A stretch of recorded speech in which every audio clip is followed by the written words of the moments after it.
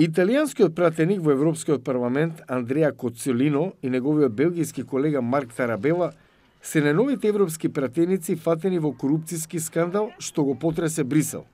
И двајцата негираат дека сториле нешто лошо.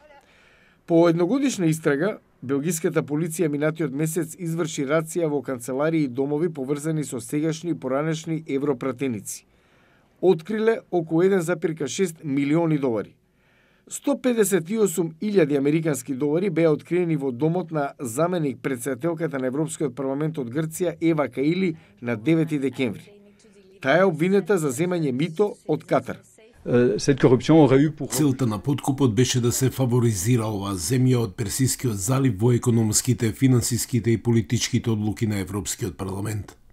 Европскиот парламент на 13 декември гласаше за одземање на нејзиниот мандат на попредседател.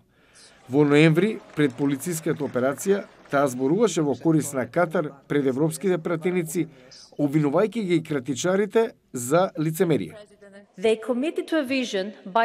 Се обврзаа на визија и се отворија кон светот. Сепак, некои овде повикуваат да се дискриминираат, ги малтретираат и ги обвинуваат за корупција сите што разговараат или се ангажираат со нив.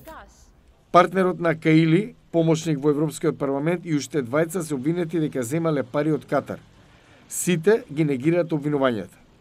Некои пратеници на Европската унија бараат да се преиспита неодомнешната политика за Катар, вклучително и гласањето за либерализација на визите за катарските граѓани.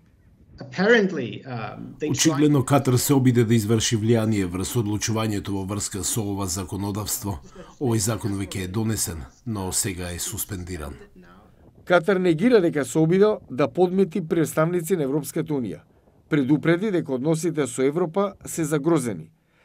Германија и Белгија се меѓу европските земји кои потпишаа договори за купување на течен природен газ од Катар, додека Европската унија се обидува да се оттргне од руската енергија по инвазијата на Москва врз Украина. Катар со својата развиена инфраструктура и неговата релативна близина до Европа ќе биде важен играч и ќе биде уште поважен за севкупниот увоз на газ во Европа. Катар е лут и на европските критики за неговите закони за човекови права и еднаквост за време на минатомесечното светско фудбалско првенство во оваа заливска држава. Мислам дека тоа влијаеше и на некои прилично длабоки вкоренети прашања поврзани со културата и религијата, кои подобро не треба да се мешаат со светското првенство или другите политички прашања.